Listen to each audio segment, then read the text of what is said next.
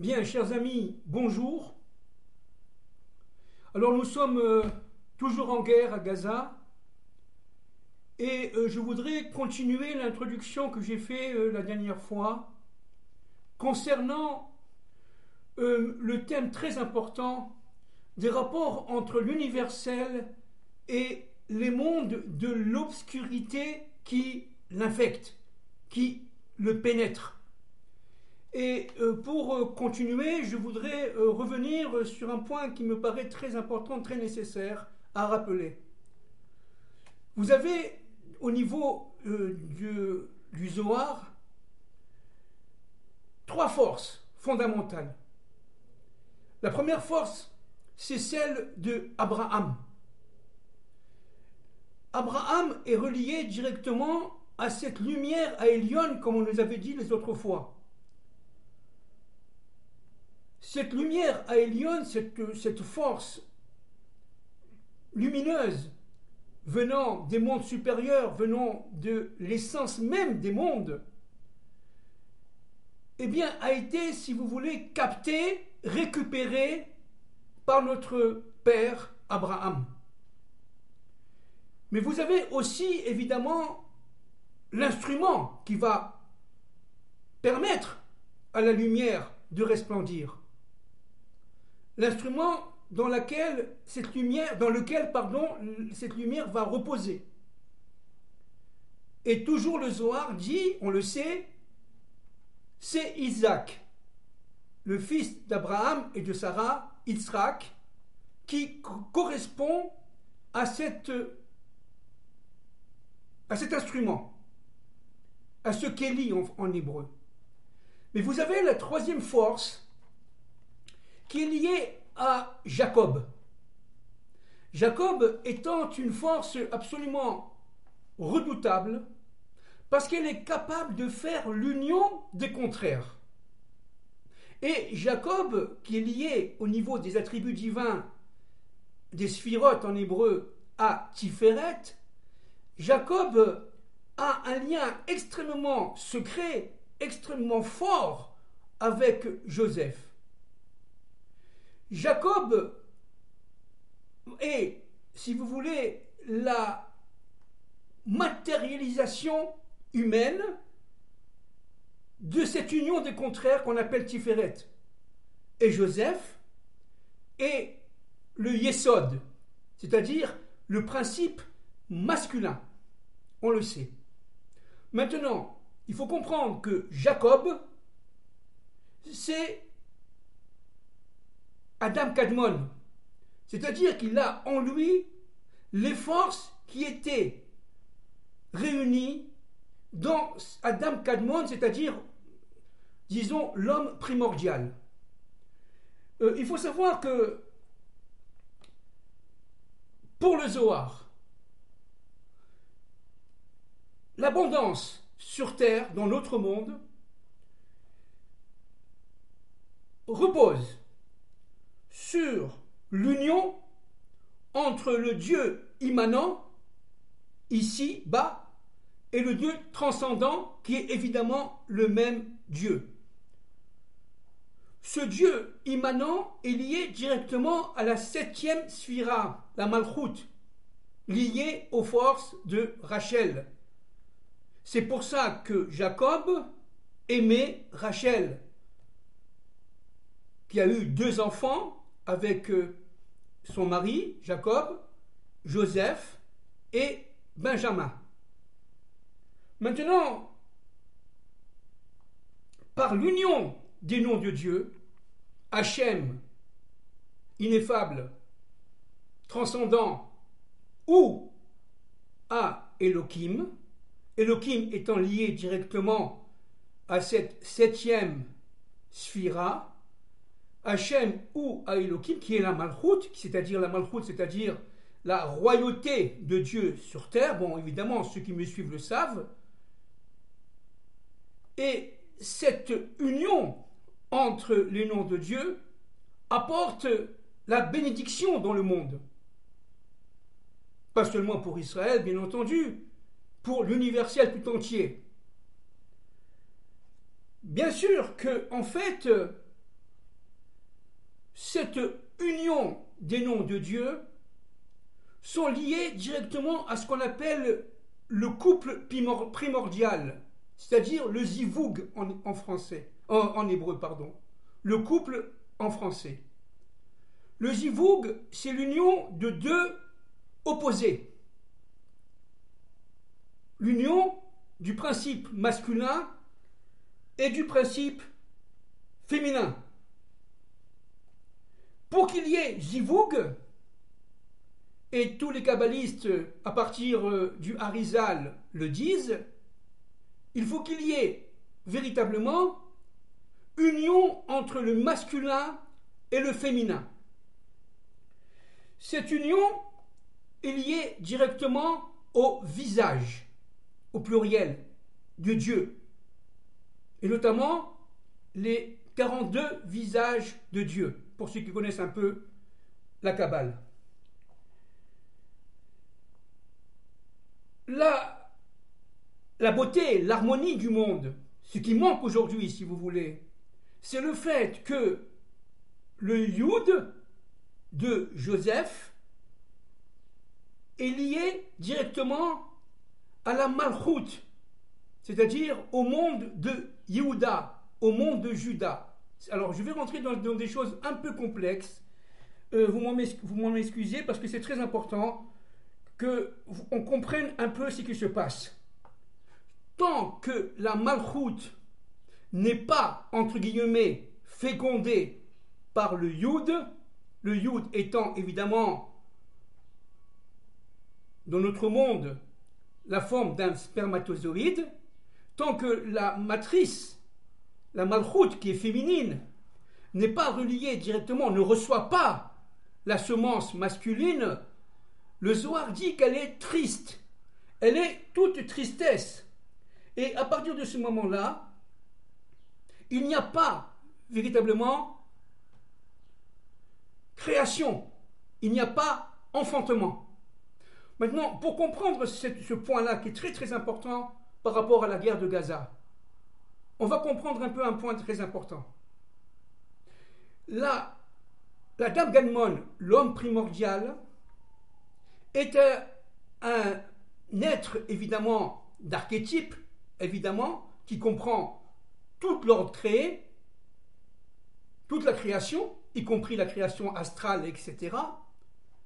Chaque élément de Adam Kadmon ayant une fonction particulière, cette fonction est complémentaire aux autres, et Jacob, qui représente cet être dont les fonctions sont complémentaires par les 12 tribus, par ses enfants, eh bien, Jacob va se relier directement à Joseph, qui va enfanter la Malchut, c'est-à-dire notre monde, le monde de la matière, de la matérialisation des événements.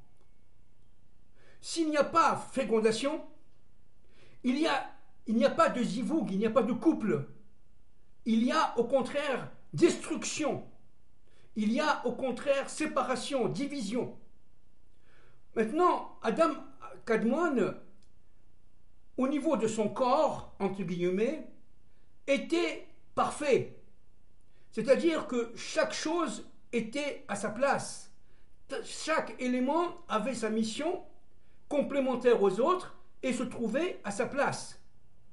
La tête, dit le Zohar, et c'est repris par le Ramchal, notre maître, Rabbi Moshe Chaim Luzzatto, des mémoires bénies, bien sûr.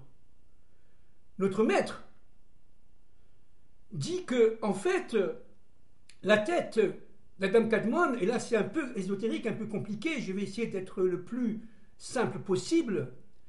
La tête d'Adam Kadmon, c'est-à-dire le front, les oreilles, les yeux, le nez et la bouche, doit tout simplement représenter une face complète, globalisante. Chaque force qui est représentée par ces organes sont des forces qui s'auto-équilibrent, qui s'équilibrent l'une l'autre. L'harmonie du monde vient d'abord avant tout de l'harmonie dans la tête d'Adam Kadmon. Mais pour cela, il faut que Adam Kadmon, Jacob, se trouve face à Lavan, à son oncle, par rapport aux forces d'en bas, aux forces contraires, aux forces d'impureté. Maintenant, regardons. Au niveau du Zohar, les yeux sont, au niveau de la nature fonctionnelle, féminins. Ça s'appelle la Nukba dans le Zohar. La Nukba est liée directement aux forces féminines. La Nukba qui est liée à la Malchut, lorsqu'elles ne sont pas reliées au front, qui est d'ordre, selon les secrets de la Torah cachés, d'ordre masculin, il n'y a pas fécondation du monde. Les yeux, c'est pour ça qu'il nous est absolument interdit de voir avec nos yeux des scènes qui ne sont pas morales. Parce que automatiquement, on fait une coupure entre notre front, qui est masculin, et nos yeux, qui est féminin, qui sont féminins. Maintenant, comprenons bien, les yeux, dit le Zohar, sont liés à Ben. Ben, qu'est-ce que c'est? C'est le Nun, Ben, vous avez un Bet et vous avez un Nun, pour ceux qui connaissent l'hébreu. Le Nun est lié directement à la Gematria 50, à la valeur numérique de 50. Et le Bet est lié directement à la valeur numérique de 2. Ben, Nukba, la Nukba qui est liée au Ben, dit le Zohar, c'est 52. Or, comprenons bien, entre la guerre de Yom Kippour en 1973, le 6 octobre 1973, et la guerre de Gaza du 7 octobre 2023, il y a quelques semaines, eh bien, il y a eu 50 ans, jour pour jour. C'est-à-dire que ici, en fin de compte, les forces dites du Hamas, les forces dites ennemies, ont voulu confisquer ce chiffre 50, c'est-à-dire ce noun de l'histoire. Dans le mot Ben, une fois que vous retirez, confisquez le noun, qu'est-ce qui reste? Il reste le bête. C'est quoi le bête? C'est la dualité. C'est le contraire, si vous voulez, de l'unité. Ces forces-là, qui sont des forces démoniaques, ont voulu récupérer le noun qui est dans la bina et qui est caché à travers la bina dans la malchut, ça veut dire dans la royauté, ont voulu confisquer ce noun de manière à pouvoir empêcher l'union entre les yeux et le front. Maintenant, avant de revenir à cela, regardons un peu ce que c'est que le front. Le front est lié au ma, dit nos maîtres. Ma, c'est même et. Même est de valeur numérique 40 et est de valeur numérique 5. Ça fait 40 plus 5 égale 45. 45 étant la même valeur numérique que Adam. Ça veut dire le premier homme qui a cette connexion avec l'au-delà, avec Hachem, qui a cette capacité de comprendre le plan. Maintenant, comprenons bien un point fondamental. Si le front n'est pas relié aux yeux, il ne peut pas y avoir, on a dit tout à l'heure, création. En confisquant le noun du ben, lié directement à la Nukba, eh bien, il y a, s'il vous plaît, impossibilité pour la femme de procréer. Maintenant, on comprend pourquoi ces combattants monstrueux s'appellent au niveau de leur force combattante la Nukba. Pourquoi? Parce que c'est évidemment un élément secret venant de l'au-delà qui nous dit en fait, regardez comment il s'appelle Nukba, ça veut dire les yeux. Ils veulent confisquer la Nukba en empêchant la formation du couple primordial, en empêchant la formation de la félicité, l'harmonie, la cordialité, le bonheur de l'homme sur terre. Et le bonheur de l'homme sur terre ne repose que sur le couple. Ils ont confisqué, ils s'appellent Nukba. Et qu'est-ce qu'ils ont fait? Ils ont coupé les têtes. Et surtout, pour nous, on comprend, ils ont violé les filles. Pourquoi ils ont violé les filles? Maintenant, vous comprenez? De manière à empêcher la femme de recevoir la semence de son mari. Elles ont reçu la semence de ces monstres pour empêcher tout simplement le couple idéal de se former. Alors il faut bien comprendre l'enjeu là-dedans. Non seulement il y a eu une confiscation du Noun, de Ben, de la Nukba, mais vous avez aussi, et j'allais dire même surtout, l'empêchement coûte que coûte de la réalisation du plan de Dieu dans l'histoire, c'est-à-dire la réunification du couple idéal. Or, la volonté divine, c'est le fait que Adam se relie à Chava, homme et femme, avec la capacité de réparer le monde et de retrouver l'idéal harmonieux qui était avant la faute primordiale. Ces monstres ont tout fait pour empêcher la dynamique de l'histoire de Lucifer. C'est un combat contre Dieu. C'est un combat contre, tout simplement, son plan, sa volonté. Maintenant, il faut comprendre un point très très important. C'est que le mât qui est lié au front, et c'est pour ça que nous les hommes, on met les tiflines sur le front et dans le bras gauche, parce que, en fin de compte, les tiflines qui sont de forme carrée, on a pour volonté, pour fonction, de bénir l'universel, de bénir la création, une fonction de bénédiction de l'être, y compris des forces de la nature. Maintenant, comprenons, les forces de Ma sont en fait le déploiement de Yudke Vavke.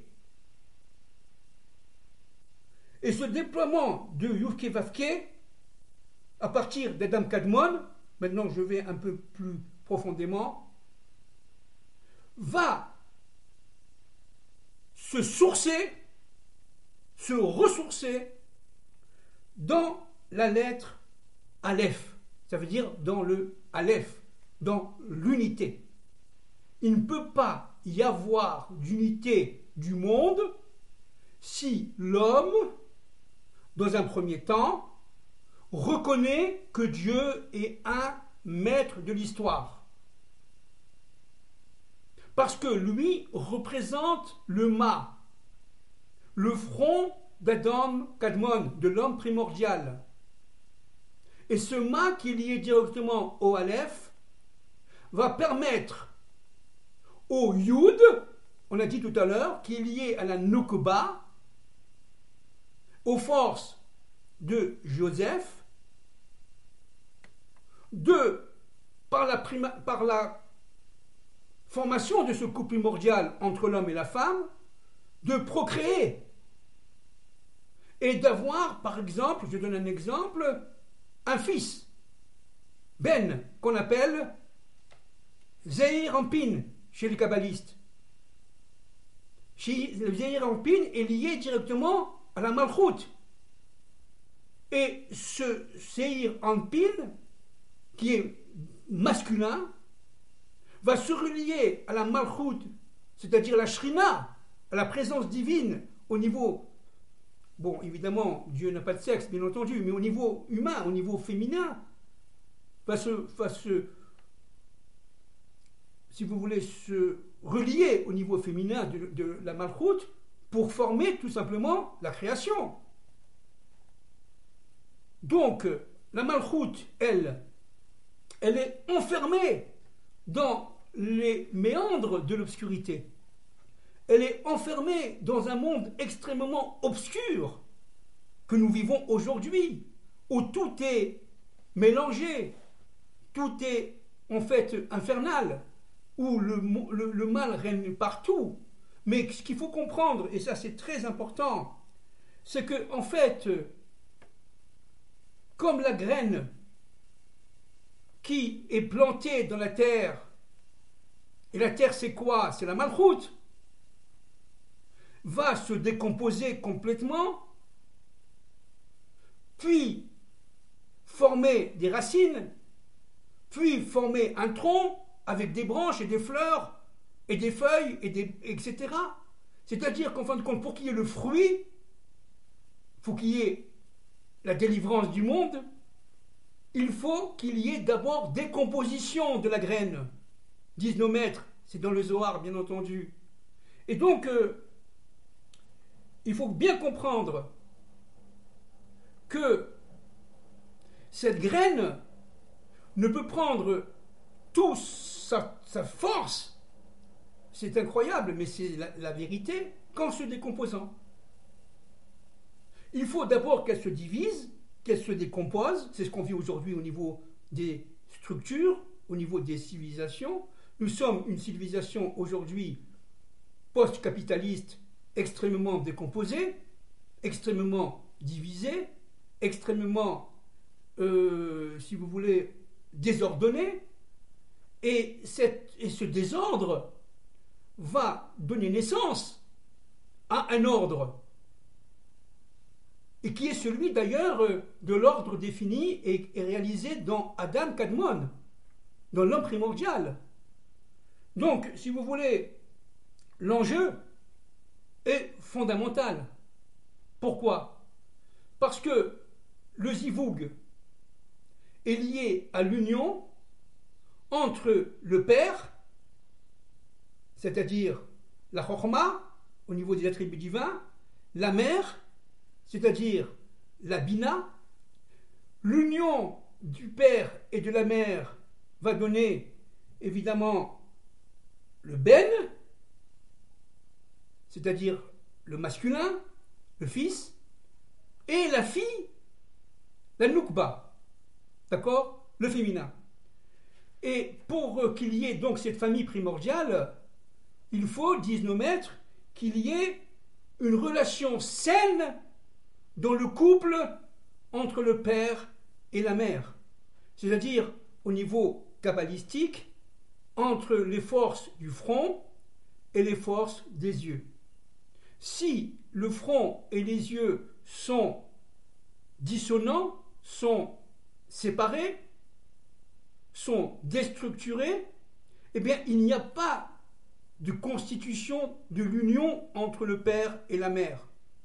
Le père doit faire sa fonction de recevoir l'afflux divin, de reconnaître qu'il y a un Dieu, un maître de l'histoire, et de relier cela à sa femme, c'est-à-dire aux forces de la Nukba.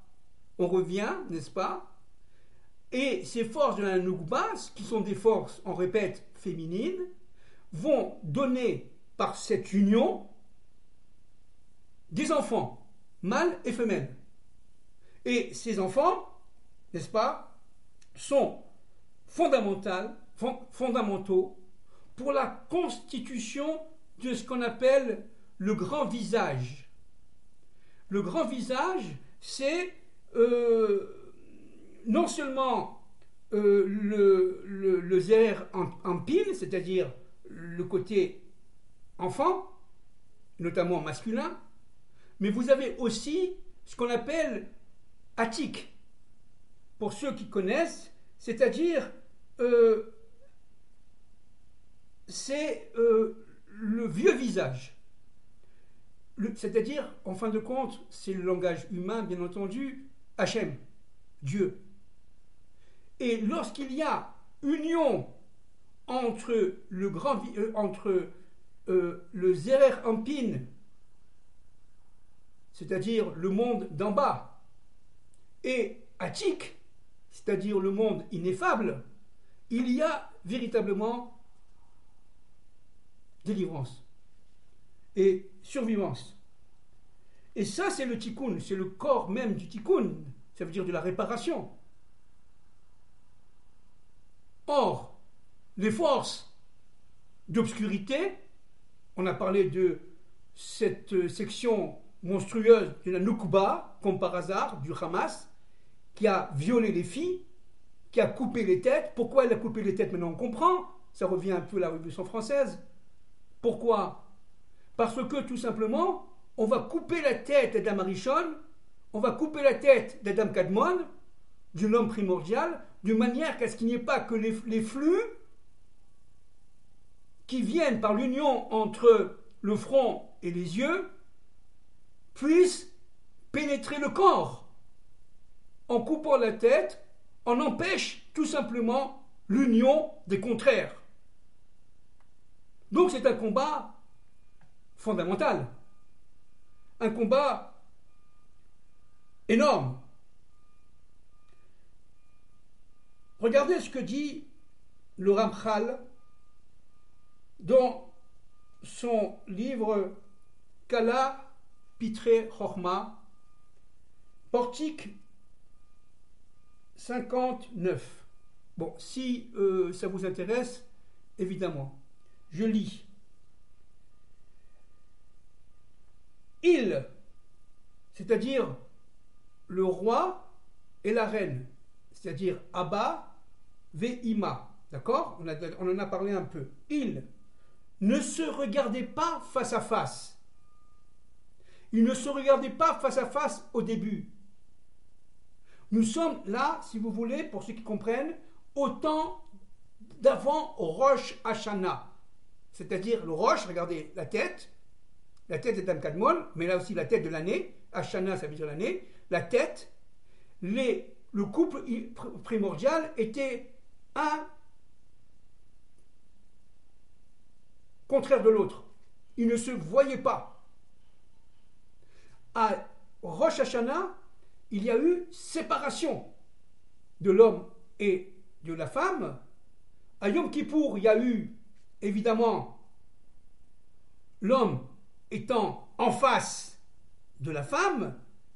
Et regardez ce qui s'est passé à Sukkot, et notamment à Shmini Atzeret, ça veut dire la guerre de Gaza. Nos maîtres disent que à Sukkot, c'est le mariage entre l'homme et la femme, entre le roi et la reine, entre Chava et Adam, dans le couple primordial, dans l'union des forces qui se retrouvent dans Adam Kadmon, mais vous avez aussi, et ça c'est très important, le chiffre 8, parce qu'ils ont attaqué, le Hamas a attaqué Gaza, le Hamas de Gaza a attaqué Israël le 8e jour. Ça veut dire qu'en fin de compte, ils ont voulu empêcher cette 8e force qui s'appelle, à partir du bas de la Malchoute, qui s'appelle la Bina. Ils ont voulu empêcher la Bina de s'épancher dans notre monde. Donc le message est très clair. Et c'était un Shabbat. Ça veut dire le chiffre 7, le 7e jour. Voilà que le 7e jour, le 7 octobre 2023, des monstres qui ont voulu empêcher l'union entre la Nukba, les forces féminines des yeux reliés à l'œil, et le Ma, force masculine reliée au front, ont voulu empêcher l'union de ces forces contraires, masculines et féminines, et plus que cela, elles ont voulu, en pénétrant la Malchoute à l'envers, c'est-à-dire le 7e jour de Shabbat, elles ont voulu tout simplement empêcher la, disons, résurgence de la Bina, qui était cachée dans la Malchoute. La Bina est toujours présente, bien entendu. Cette force surnaturelle, cette force universelle, qui dépasse le temps et l'espace, qui est immortelle, qui dépasse, si vous voulez, notre monde, mais qui est cachée derrière notre monde. Ils ont voulu tout simplement, par le 8e jour, à Shmini Atzeret, empêcher le lien, on l'a déjà dit les autres fois, entre le chiffre 8, qui est lié à la Bina, et qui est lié d'ailleurs au Nun de la Bina, au chiffre 7, qui est lié au Shabbat, qui est lié à la Malchoute, qui est lié à la Shrina, qui est lié tout simplement à notre monde, au monde d'Elohim, au monde des lois de la nature, des limites.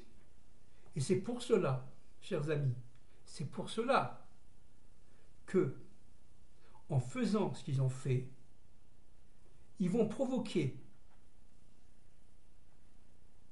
sous les ordres de Dieu, bien entendu, parce que ce ne sont que des pantins, ce ne sont que des instruments de Dieu, bien entendu. Le mal n'est qu'un instrument de Dieu, bien sûr, mais ils vont provoquer, le mal va provoquer par son action maléfique la délivrance d'Israël et du monde.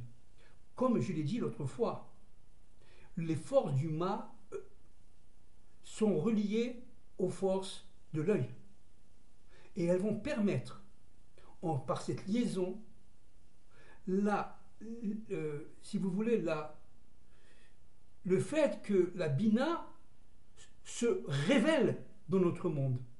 Mais cette révélation de la Bina dans notre monde va se faire, on l'a dit l'autre fois, mais c'est très important de comprendre, selon le principe masculin et le principe féminin. Le principe masculin de la Bina est lié directement au chesed, c'est-à-dire à son principe droit, lié d'ailleurs au front, à Ma. Et Ma, c'est la même valeur numérique que Géoula, ça veut dire délivrance, entre parenthèses. Maintenant, comprenons un point fondamental, c'est que le chesed, la miséricorde de Dieu, Yudke Vavke, va se répandre dans le monde à partir d'Israël, en protégeant le peuple d'Israël et en protégeant l'humanité tout entière qui descend d'Adam et de Ève. Maintenant, le côté gauche, on l'a déjà dit, est lié directement à la Gvura, au djinn, dans la Bina. Ce côté gauche est lié directement à la justice implacable, au djinn, le principe de limite implacable. C'est ce qu'on appelle El Shaddai, le Daï de l'histoire. Arrête, stop, ça suffit. Mais ce ça suffit là, dit Dieu au mal, va le détruire. C'est-à-dire que nos ennemis, et les ennemis d'Adam et de Ève, seront détruits par cette force. Et avec cette destruction, le monde, à travers Jérusalem, à travers Israël, pourra recevoir ce fameux troisième temple, c'est-à-dire ce fameux temple de l'universel, cette union des contraires qui est par définition, par essence, ontologiquement éternelle. Il ne sera jamais détruit à Jérusalem, qu'on le veuille ou qu'on ne le veuille pas. Nos ennemis, de toute façon, soit ils feront tchouva, ils reconnaîtront, soit ils disparaîtront de la carte, et cela dans tous les mondes, bien entendu. bien entendu. Parce qu'avec Dieu, on ne rigole pas. Donc il faut bien choisir son camp. Il ne faut pas se tromper là. Hein. Les juifs comme les non-juifs. Il faut être véritablement collé au Hémet, c'est-à-dire à la vérité vraie. Et avoir fait, accompli dans toute sa vie, l'union entre le Aleph et le Tav. Ça veut dire entre le chiffre 1 et le chiffre 22. Tout l'alphabet hébraïque, du Aleph au Tav. Aleph étant la première lettre, Tav étant la dernière lettre de l'alphabet hébraïque. Ça veut dire toute l'histoire, que ce soit individuelle, familiale, comme collective. Donc, pour finir, Adam Kadmon, d'accord, qui va permettre de réunir dans son être intérieur